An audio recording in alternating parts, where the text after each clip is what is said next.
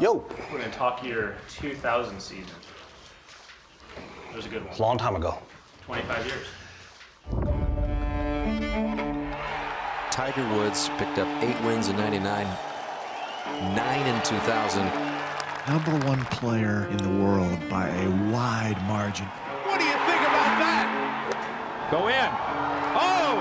He's left them in the dark again. He had complete control. And this is why I said, boy, this is going to be fun. He was the ultimate competitor. He did what he had to do to win. It certainly created Tiger and then everybody else. There's a lot of times when I got out there on the golf course and I'm just like, I got nothing for this guy. Winning those majors by the margins that he did, that season showed his greatness. The best I've ever seen was Tiger Woods in 2000. 2000 showed the world what golf could actually be like. It's a whole different sport he played. Whole different sport. It's a long time ago. This is Tiger 2000, presented by Genesis.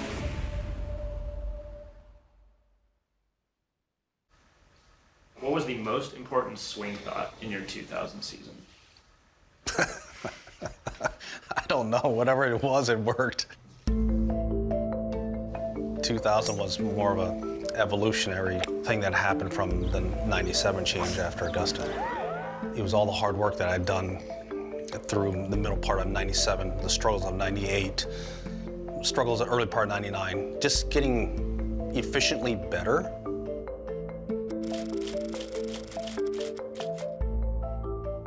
Started way back in '97 when Tiger broke the record at the Masters. He wanted to change his swing at the end of the year to get better.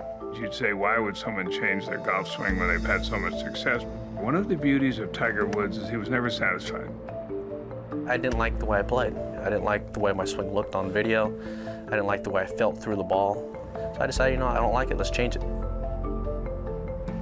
There's no way I could play consistently with my old swing.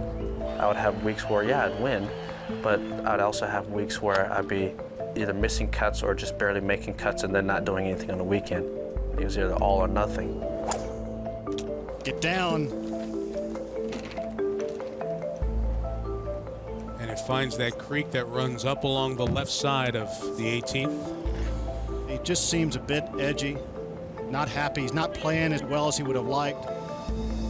I wanted to have a bad week where I'd finish 10th, or I'd play terrible and finish like 15th. It took a little bit longer than I thought, but it was well worth it. The club was pointed a little across the line, not down the line towards the target. The club was getting a little stuck behind him coming down, meaning the club was a little back behind his body because he had such a fast body. So we wanted to clean those little things up. Good things take time, even for the best player in the world. Despite criticism from onlookers, Tiger and Butch worked tirelessly from 1997 to 1999 to find the key to that consistency. Quietly awaiting the moment or the season, the results will speak for themselves. This is August 25th, '93. This is the first time I've ever saw him. To show you what strength does in a golf swing, watch the club face in the next frame. See how flipped over that is? That's just not having any strength at all. You can see the difference in the positions at the top of the swing. Huge changes there. But what you start to see on the way down is very interesting because you'll see on the left, the club gets stuck behind his body. On the right, you can see the difference in the shaft angles coming down. See how square that club face is if I show it to you here and show it to you here. So strength and technique had a lot to do with that. Just that picture alone, 7 years later, shows you everything that we worked on.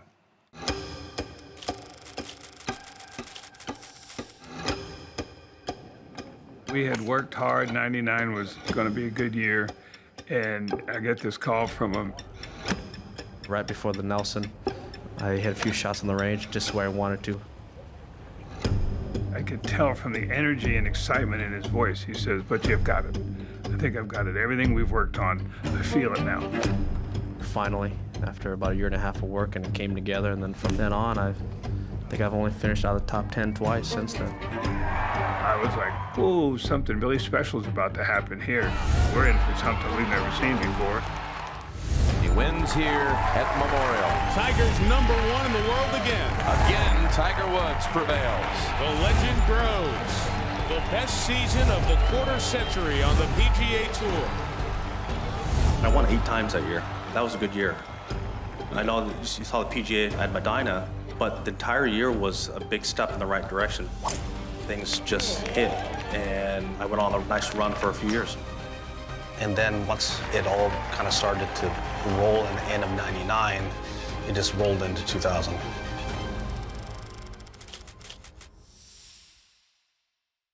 Starting with Kapalua, famous duel with Ernie. Oh my gosh, Kapalua, man, that one still stings a little bit. Did he ever say anything funny to you, ever kind of acknowledge how you had his number? Yeah, it took a long time. He laid into me a little bit, so which was awesome.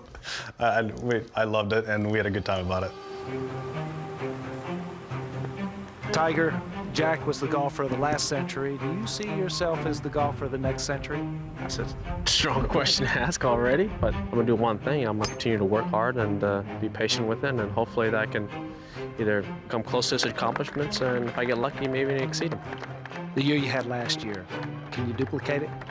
I think I can. All attention on Tiger Woods, looking to extend his consecutive starts with a victory to 5 and go where only 2 men before him have in the PGA Tour's history. It is essentially a 2-man race for the first title of the new season. It was an incredible start to the year, you know, going head-to-head with Ernie right there at Kapalua to start out. This is a little different animal. It wasn't a 2 or 5 shot lead, and it wasn't an untested player behind him. It was one of the best in the world, and Ernie has showed that, matching him shot for shot. I was involved with that 2000 season quite a bit. Man, I played good golf. An animal called Ernie Els, #5 in the world. He was going to be the next superstar, but kind of taking a little bit of a back seat to Tiger. And let me tell you something, that bothers a guy who feels like he should be the #1 in the world. So he has a lot to prove today. I wanted to get into that group of players where I felt I belonged, and that was going to take a little bit more hard work. Ernie's shot making at the Century only confirmed his place among the world's best. As the well-established Els-Woods rivalry intensified, setting the stage for what would become a theme throughout 2000. Now Ernie, straight putt, 4 or 5 feet, little downhill to take a 1-shot advantage. That one hurts. We've been playing together for 3 days. Up to that point, I knew coming down the stretch, somebody had to do something. Birdie for Woods, and he takes the lead, heading to 16. Ernie actually played better than I did. I made him a few more putts than he did, but to have a duel like that with a player of that caliber, and you know, we didn't make a mistake. We were right there, you know, at each other's throat all day. You get to a certain point in the golf tournament when you just got to do something and do something good. Tiger Woods, Ernie Els tied at 14 under, 1 hole to play. Walking in lockstep down the 18th fairway, the familiar foes held the championship in one hand and a chance to make a statement early in the season in the other.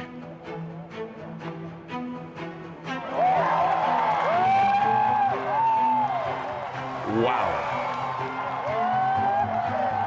He hits truly phenomenal golf shots. That certainly dictates what Ernie Els has to do. We got some action. If it gets over that rise. Come on down. We just talked about Tiger's shot.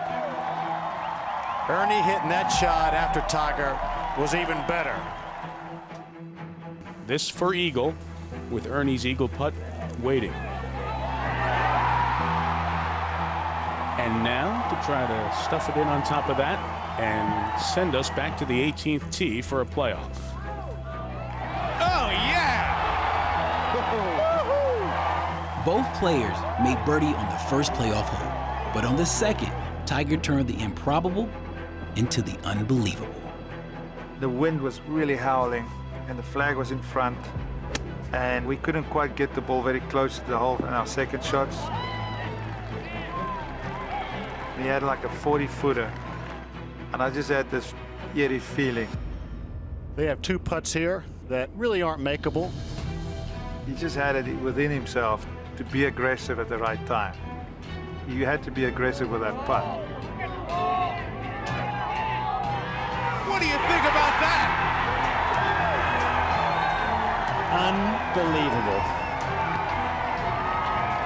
Unbelievable. He's seen the line.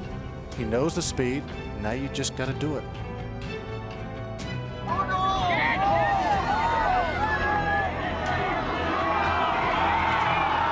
It ends up just short. I saw the line, and I didn't quite hit it hard enough. New season, same result. Another Tiger Woods win. That's 5 in a row.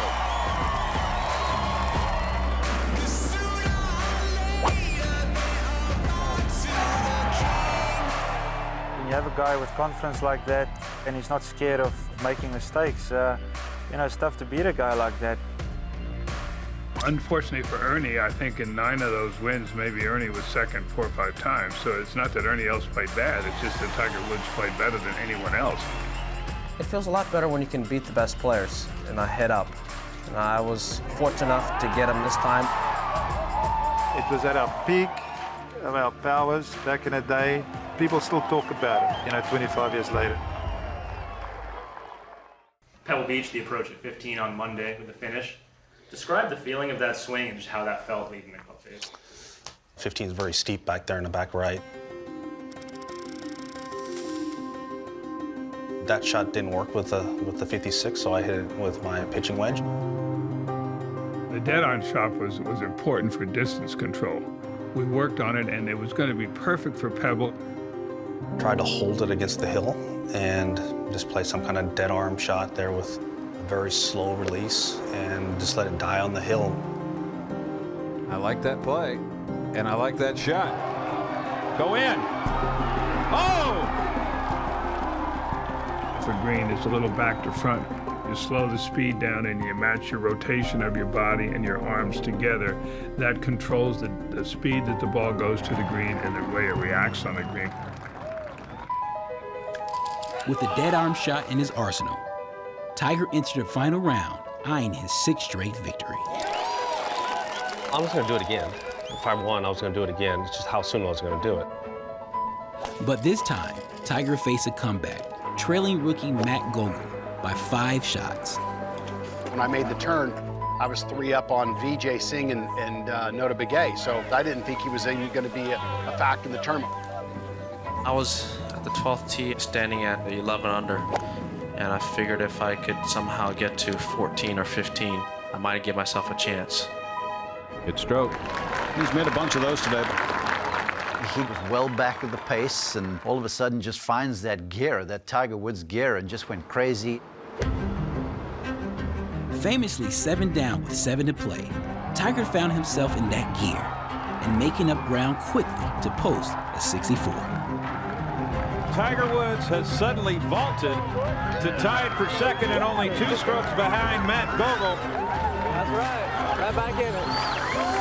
I said, how the hell did you get to 14 and 2? He said, I didn't eagle 14, I eagled 15. Oh, 15? 15. Oh. And then he almost eagled 16. It was just remarkable. Sounded a little bit heavy, but it's not. Oh, no, he just about made 2 in a row. That ball hit right in front of the hole. I thought it was going in. If I didn't win, I was definitely going to try and make it difficult for him to win. He has made up the difference and improved it by 1, and now he must wait. Gogol is 1 back. I was surprised. I knew I was leaking a little bit, but I still felt I was either going to be tied for the lead or 1 shot up with 2 or 3 holes left. And when I saw he was posted, I was like, okay, we got to hit some shots. It's a good line. Oh, boy. I had makeable birdies. I just didn't get them to fall. The streak continues. Come on, this can't be this easy. Oh, it definitely was not easy today. just have to be very patient, give yourself a lot of chances, and hopefully you make your share. Tiger's eagle on 15 at Pebble Beach was far from the only shot that stunned his peers. At Bay Hill, he left an impression so impactful. That's that little stinger. His artistry jumps off the screen 25 years later. I played with Tiger in 2000, seemed like a lot. I played with him in round 1 at Bay Hill. It was unbelievable. Billy Andrew recently said you hit a stinger on 13 that kind of left him in awe. Did you realize how iconic that shot would become?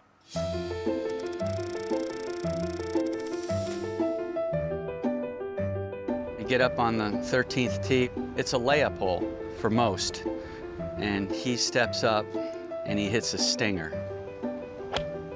And I was just like, oh my God.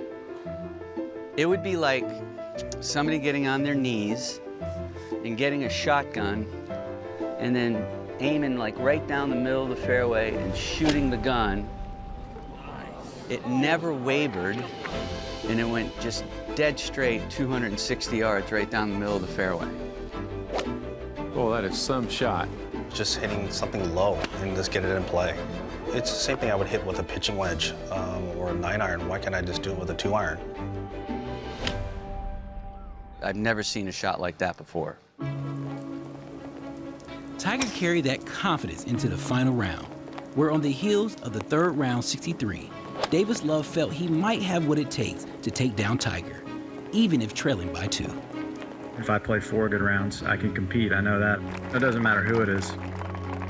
Woods began this day with a 2-shot lead over his playing competitor, Love.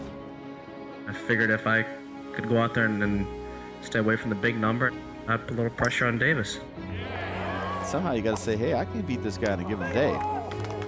I just remember that when he has the A game, you better have your A+ game to keep up with his A game. Davis began to find answers with his putter on the back 9. This looks good. Oh, and a drill perfectly by Love. Game's on, Tiger. But struggled to match Tiger off the tee and with his irons. I'm trying to get to the green in 2, and he's way up there hitting an iron in. Both players with the firepower to reach the green in 2. This is hammered going right up the right center. I feel like I'm driving it good, and he goes, you got nothing for me. He was always brutally honest about it. Ooh, he ripped this. See ya, Davis. I was 1 in greens and reg and number 2 in putting. And so you're hitting a lot of fairways, a lot of greens, and making everything. It's going to add up to some W's. Tiger Woods with a 5-shot lead. Watch this come back. Whoa! Kept it at least in the ball game a couple times. I did a good job. I just hit 3 or 4 shots in a row at the wrong times. For sole possession of second. That's a great way to finish. There's a lot of times when I got out there on the golf course and I was playing pretty good, and I just like, I got nothing for this guy. Another successful close for Tiger Woods. It makes it that much more special to beat one of the top players in the world, and to go out there head to head like I did today with Davis and to come out on top, it definitely feels pretty good.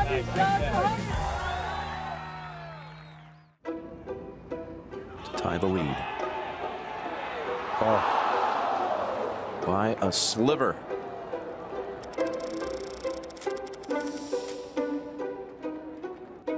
He shot 63 in the final round at Byron Nelson. What a run he made today. And I just called and left him a message, hey, great playing. I'll see you in a couple of weeks when you get back from Germany. Great round. Thank you very much. You turned this thing inside out. Trying to. Okay, great. 15 minutes later, the phone rang, and it was him, and said, hey, yeah, you know, if I'd have had my ball this week, I'd have won by 5. And I'm like, what do you mean your ball? And he said, well, I've been working with the different balls you left for me. And he said, can you meet me in Hamburg, Germany, Tuesday morning? And I'm like, oh, what are you, okay, you're kidding me. And he goes, no, I'm dead serious. I want to try the ball in Hamburg, Germany this coming week. And I said, we're on the way. When I went to work at Nike, my job was to come in and get tour players to play the product. Early '99, they developed 4 different golf balls in their joint development agreement that they had with Bridgestone at the time. At that time, we were playing a lot of balls, and so the balls were spinning quite a bit. The popular technology in early 2000 was wound construction, where you have basically rubber bands around the liquid center with a compression molded cover, where this is all injection molding, so it's much more precise in its tolerances. That was why we went down the solid construction path at Nike when we started developing the Tour Accuracy. Cale's next job was to switch Tiger from the wound construction ball he had so much success with to the two-piece ball. But Cale knew that tough task would take the big cat from dominant to unreachable. Early 2000, we had a couple tests in Orlando with him. We left him with 6 different versions of the golf ball, thinking, okay, we're done till October because major season's coming. He was having so much success with the equipment he was using. It changed at Byron Nelson. He knew that off the driver, the dispersion was going to be tighter. He could spin the ball more around the greens than what he had been using. It gave him the ability to be more aggressive at flags. And when you're the best player in the world and you know that's in your arsenal, that's just going to give him even more confidence. On the heels of narrowly missing a playoff at the Byron Nelson, Cale and Nike's golf ball engineer based in Japan, Rock Ishii, met Tiger at the Deutsche Bank SAP Open with 6 dozen golf balls to see if the new ball was up to snuff by putting it to the ultimate test in tournament play. Golf is a global game, and in order to become a world-ranked player, you got to play all around the world and test yourself in all different tours and conditions. Tiger in for a 70 to finish in joint 3rd place at 11 under par alongside Ian Woosnam and John van der Velde. We didn't know when we left Germany if he was going to play it at Memorial, and then he let us know he was going to put it and play it.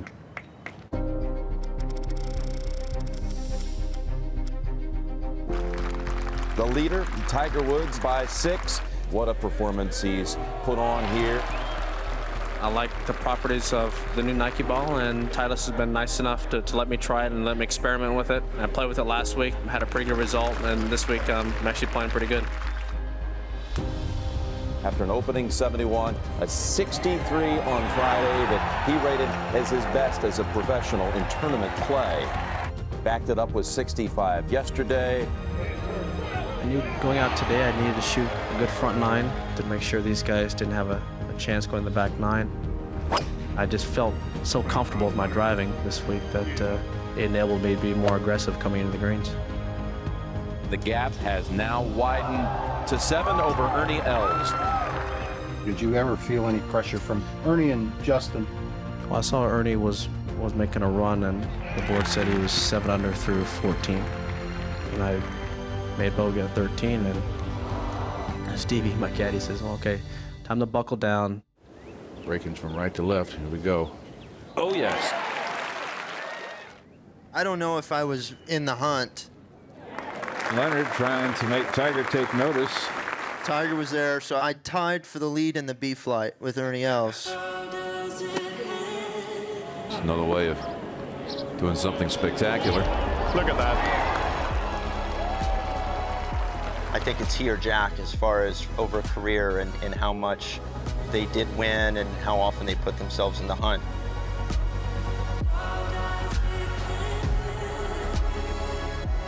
Back-to-back Memorial titles for Tiger Woods. This kid played in Germany last week, didn't get here till Wednesday.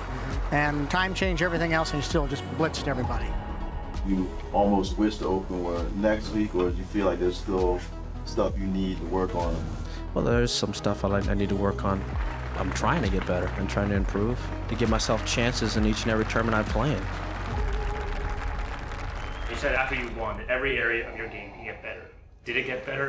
You know, every area in my game got better. It's to get more efficient, to get better, and control the things that we can control. Well, what I saw playing with him the week before the US Open was remarkable. Butch said to me on Saturday, Tiger's coming in. If he goes and plays, you can play with him. I think Adam shot 72, which was pretty good, and Tiger shot like 63 or 64, and just made it look so easy. And Adam came in and he goes, Butch, we got a lot of work to do. I said something like maybe I should reconsider turning pro, and the only thing that made me feel good was he won the US Open by 15 the next week, so I was quite happy to see that no one else really played like that.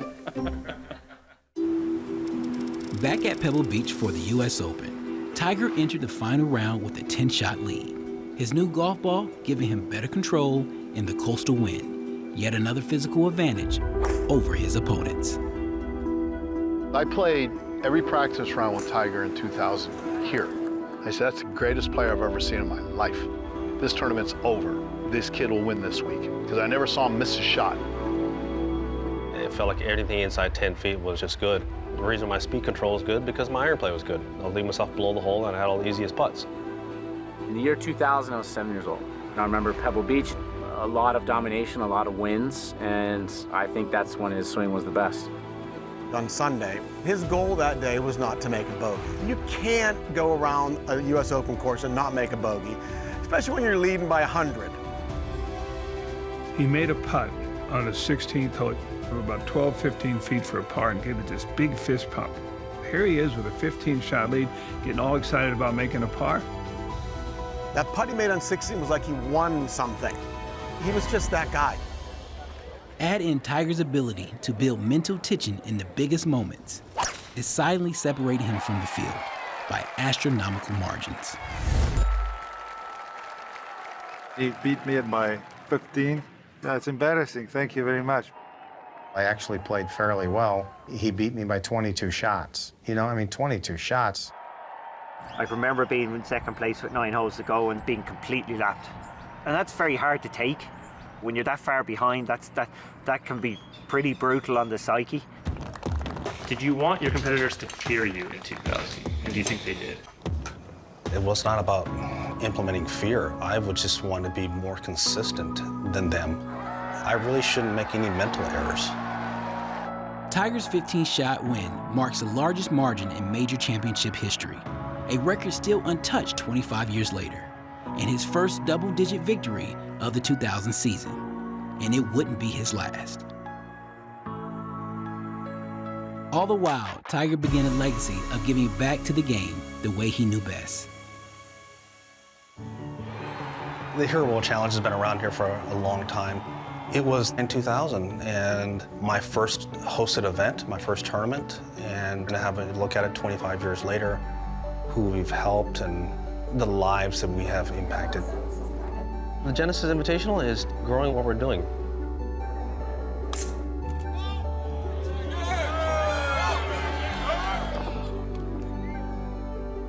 At TGR Foundation, our mission is to empower students to pursue their passions through education.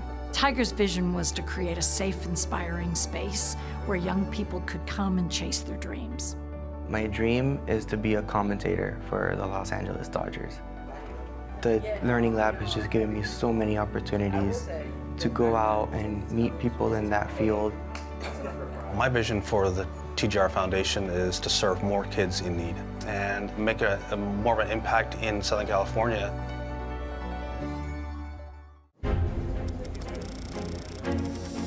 Pebble was amazing because he won by 15, but then he backed it up the next month at St. Andrews on a very hard golf course. The British Open was more physical than it was mental because that ground just beat you up. It was so hard. On a course that penalizes you for missteps, Tiger's tangible precision at St. Andrews drew a stark contrast between he and the rest of the field. Tiger and I always played practice rounds together. He made 18 birdies in 32 holes. Every shot was perfect. I played with Tiger and at St. Andrews the third round, last group. It was a chaotic day. What I remember the most was his focus and his ability to be there on every shot, not hitting in a bunker when there are bunkers everywhere, just being in total control. You could take a bad bounce. I mean, a perfect shot could go in the bunker, but it didn't. And obviously he decimated everybody there. It was always his ability on long iron shots to stop a ball by the hole. A good shot for me on some holes would be 25 or 30 feet, whereas a good shot for him was 5 or 6 feet. Tiger's ability to never lose hold of the championship weighed heavily on his opponents, like the 6-shot lead he held going into the final round. We were playing a no bogeys game, and he had a 4-iron on a par 3, and I saw that, and so I went back and got the 4-iron. I had a 5-iron, and I hit my 4-iron straight over the green because, you know, I was just fooled into it by Tiger. He really was intimidating. You say, it's 1 week, and then he won the British Open at St. Andrews by a ton. If you're smart, you just let him win all those events by his great play, not by you thinking you're better. It was just very discouraging to get beat by that many shots and know that there was no answer for it. I had never felt that at a golf tournament before, that he was at a different level by that much. We all know that Tiger Woods is the best player in this game, and we all know that we're going to have to play better golf. And, you know, so we can talk about it till we're blue in the face, but, you know, the only way we're going to accomplish it is going out there and doing it. As the margins of victory continued to separate him from the rest, Tiger's 8-shot Open Championship win represented a confluence of everything: the ball, the mindset, and of course, the golf shots. To always know in the back of your mind that you won the Open Championship at the home of golf is probably going to be the highlight of your career. If he would have really tried to shoot as low as he could have for that week, he could have shot probably 30 under par, but he just cozied it around for an easy 19 under. I had some nice margins in there, 15, 8, and then a few other ones. So I won the dog fights, but also had a couple blowouts. Perhaps one of the best examples of Tiger's resilience came at Valhalla, where a familiar face brought back memories from 20 years prior. Valencia, okay. Magic Mountain. Bob May. I always followed him because he was probably the best player at the time in Southern California when I was growing up. He started showing up at some tournaments. I was 11 years old, and Tiger and his dad were on the putting green watching me play. He had an amazing record, won a lot of tournaments. Back in the day, I would hear him say, I want to beat Bob May's records. Then when he turned pro, he wanted to beat all of Jack Nicklaus's records. He was a wonderful player, and it definitely made it more enjoyable for both of us to have a guy that, you know, you knew out there competing. When the two met in the final round of the PGA Championship, the stakes were much higher than beating their junior golf records, as Tiger eyed his 3rd straight major.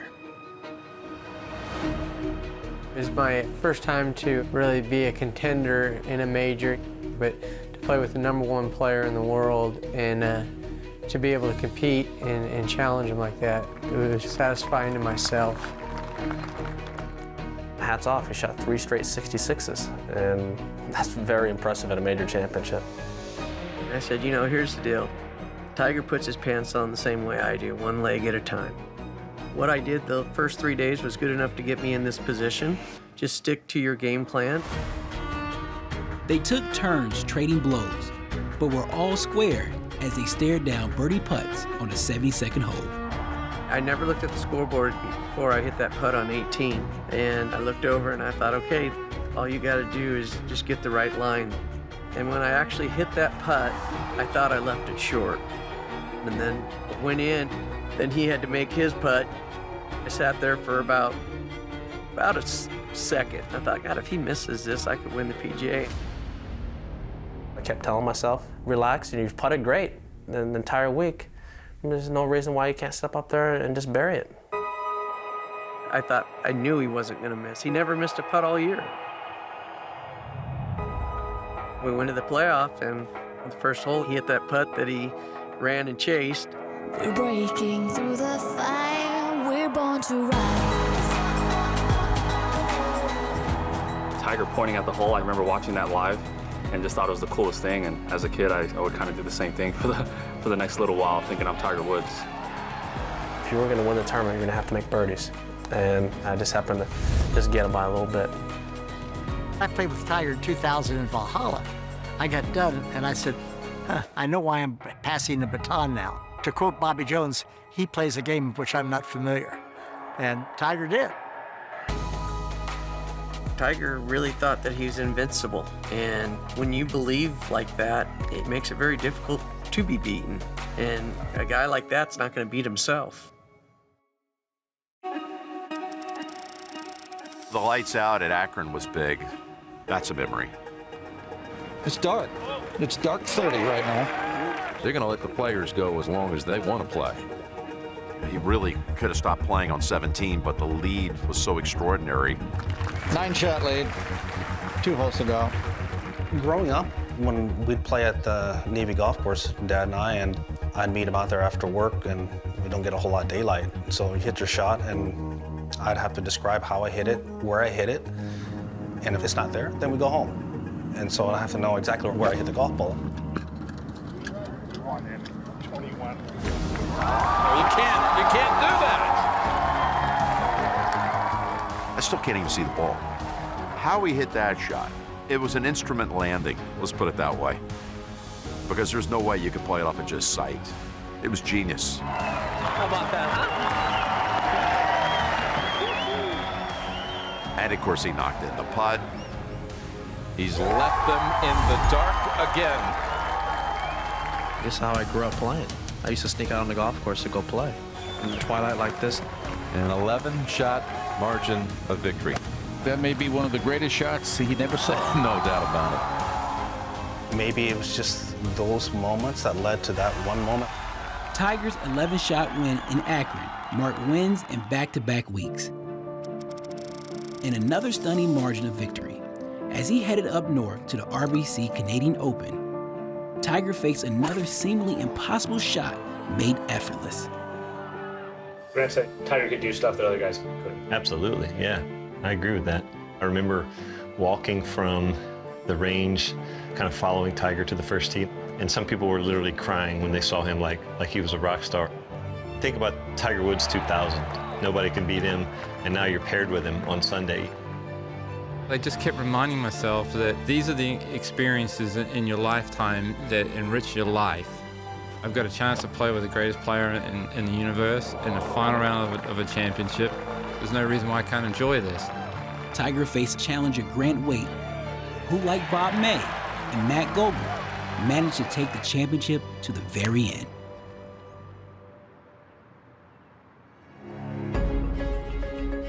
You want to make some birdies and you want to fire at the flags, but you know if you make a mistake, he's going to leave you because he just doesn't do it.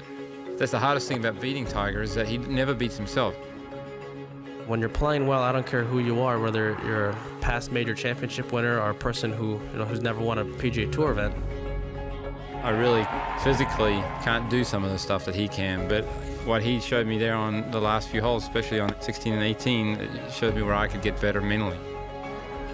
So he missed the green right on 16, and he hit his chip probably like 15 feet short. So he had a 15-footer that broke maybe 3 feet. I mean, it was not an easy putt. Look out. Got it. He buried that to go one up, and then he hit it in the rough on 17 and had a horrible lie. Well, looks like he's trying to get in that left bunker up there. And that's not a bad play. Somehow hacked it out to get pin high to a place where you're like, oh, he's making bogey from there. And he hit his bunker shot to like 2 feet. Look at that speed. What a marvelous golf shot. It's like, no wonder you can't beat this guy. He just got so many tools in the toolbox. At the 18th, Grant Waite his second here at the par 5. It was downwind off the left. And yes, I was in a bunker. Big shot here, Billy. This is right at the center of the green. Beautiful shot. He has not backed off all day long. My target was his ball. If he pulls this shot off, this is going to be in that highlight package of the U.S. Open, British, and PGA. Boy, this is some guts right here. His ball came in, and I'm like, this ball's going right at the flag. I turned it with the wind, and it was more of a flat turn, so it wasn't going to be short. If anything, I thought it was going to be in the back bunker. This is right on line. What a shot. Does it get any better than this? I'm thinking, oh my gosh, we just beat Tiger Woods. And then I'm like, you gotta be kidding me, what a shot. For a guy to take out a 6-iron, fire it right at that flag with the tournament on the line, we're signing our card, and I said, you know, you're not supposed to do that. You're supposed to hit it in the middle of the green. So I'm hitting in the middle of the green from the middle of the fairway. You're not supposed to do that. And he's like, well, you know, the shot was on. I'm like, well, I guess it was. You know? Tiger Woods, his 9th victory of the year, and the second man to capture the Triple Crown, the U.S., the British, and the Canadian Opens in the same year. Anyone else would have tried to execute the shot he did out of the bunker? No. I don't think so. I mean, I can't speak for other players, but for him, it's like, yeah, well, it's a 6-iron, of course. You know, just go right there, no problems. But, you know, with the tournament on the line, he made that look easy. To be in that position and see what you got inside. And that's when you put all your past experiences, you put all that behind you, and all you really care about is right now. And then get the job done, and whatever it takes, and leave it all out there on the course. Genesis Inspiration Foundation was founded in 2018. Our focus is on youth arts education. Since its inception in 2018, the Genesis Inspiration Foundation has donated over $13 million in funding for arts programming at museums, schools, and nonprofits nationwide to create meaningful opportunities for youth to explore their creativity and potential. There's a big gap in the arts, and we want to help connect youth to their imagination, creativity, and when we do that, we know they do better in school and in life. This year alone, the foundation is donating $3 million to 83 youth arts organizations. Access is already limited, so we're going to get these kids connected to the arts because it's such an important and vital part of their lives. Learn more at genesisinspirationfoundation.org.